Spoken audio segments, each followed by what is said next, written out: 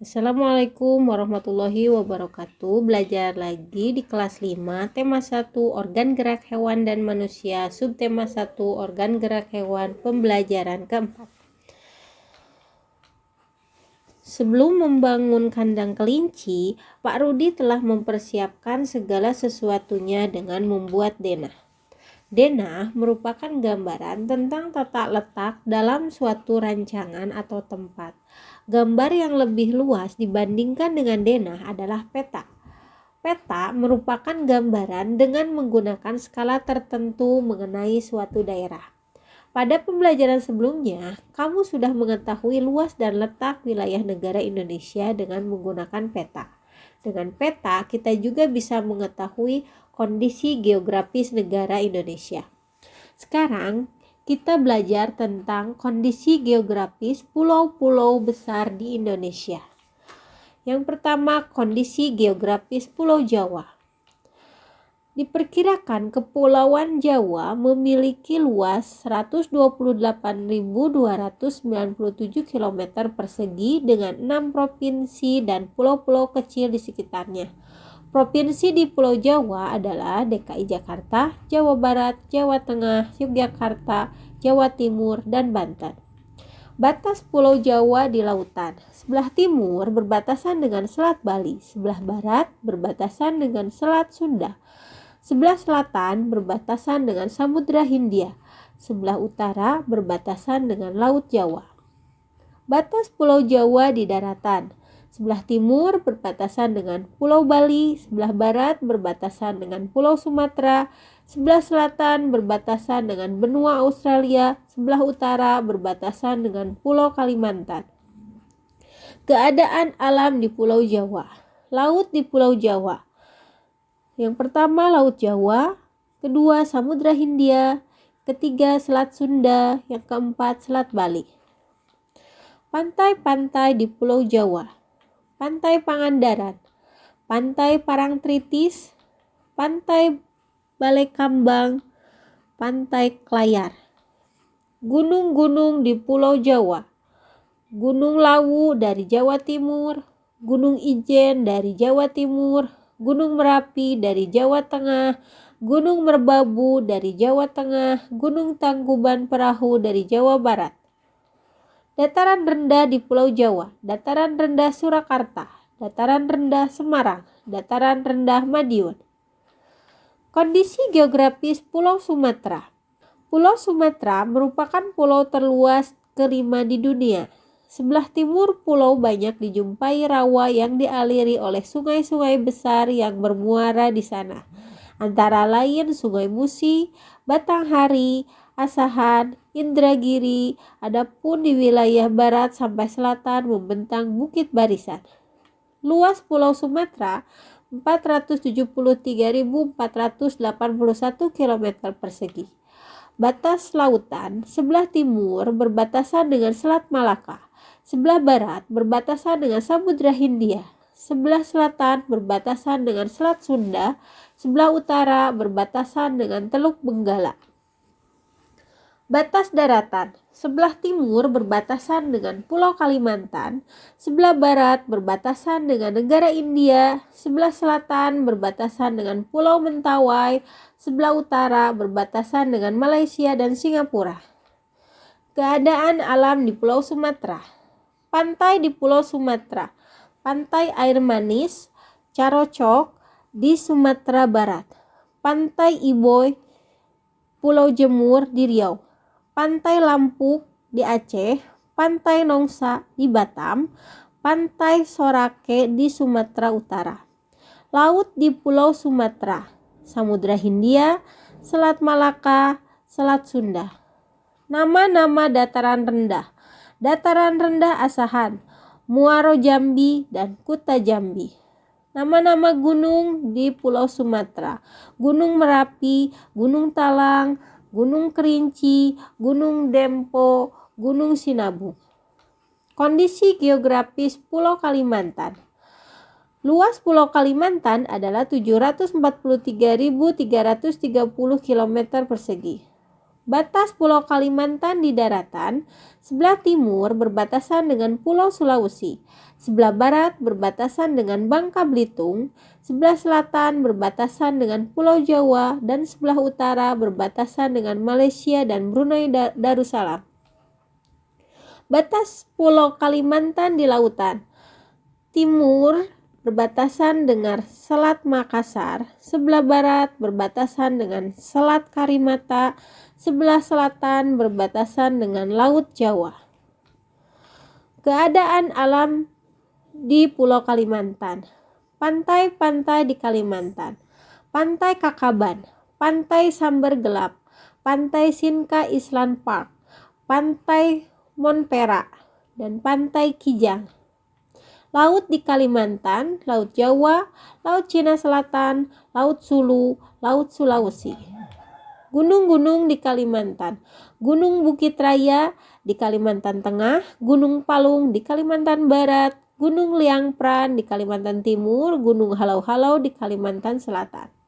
Dataran rendah di Kalimantan, dataran rendah Pangkalan Bun, Ketapang, Kulo Kapuas, Selor, Teluk Melano, Redab.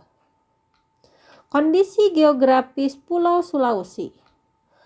Luas Pulau Sulawesi adalah 174.600 km persegi.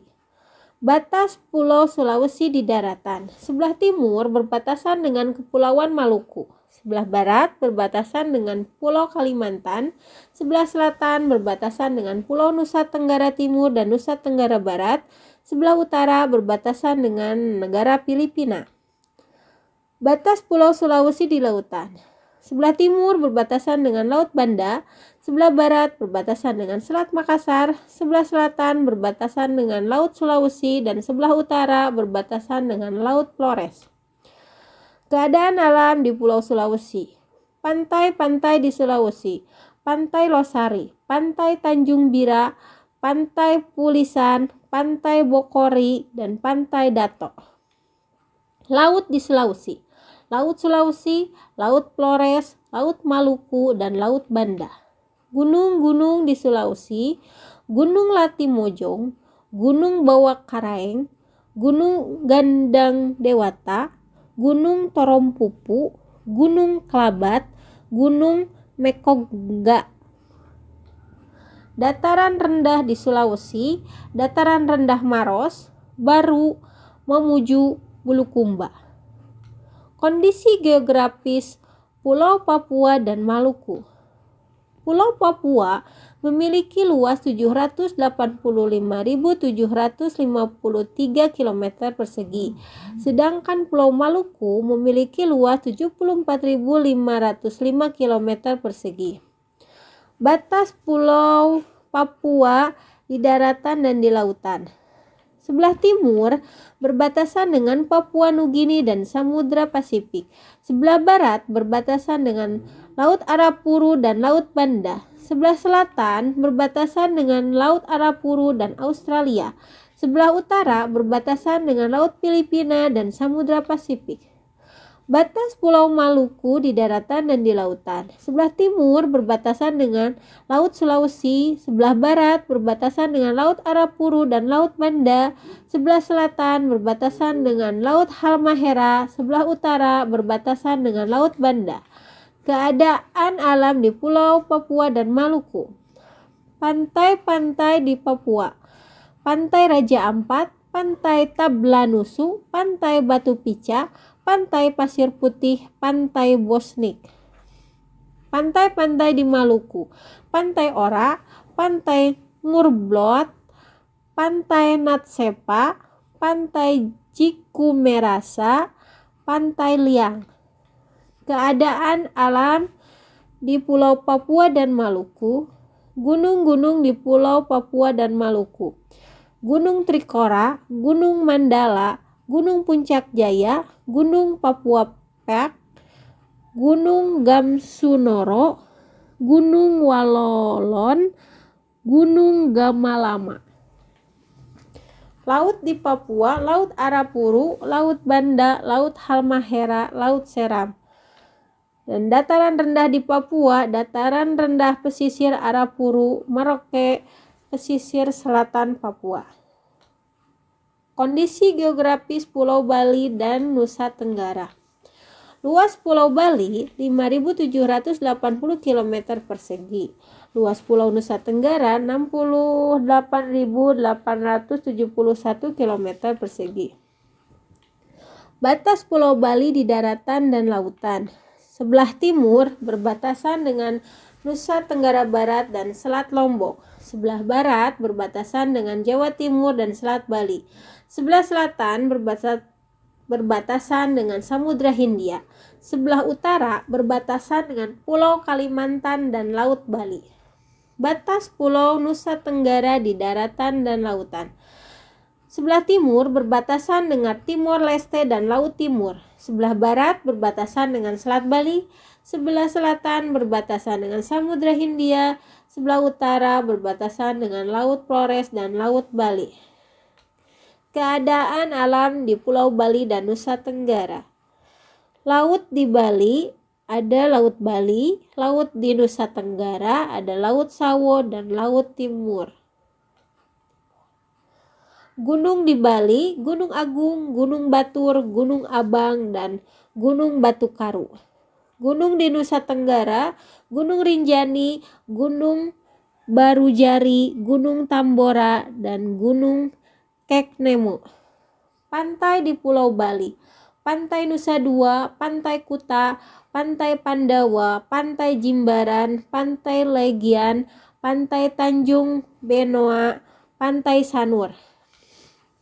Pantai di Pulau Nusa Tenggara, Pantai Gilimeno, Pantai Selong Belanak, Pantai Segar, Pantai Senggigi, Pantai Kenawa, Pantai Koka, Pantai Tablolong. Dataran rendah di Bali, dataran rendah Tabanan, Gianyar, Buyan, Batur, Buleleng. Dataran rendah di Nusa Tenggara, dataran rendah Lombok, Sumbawa, dan Flores.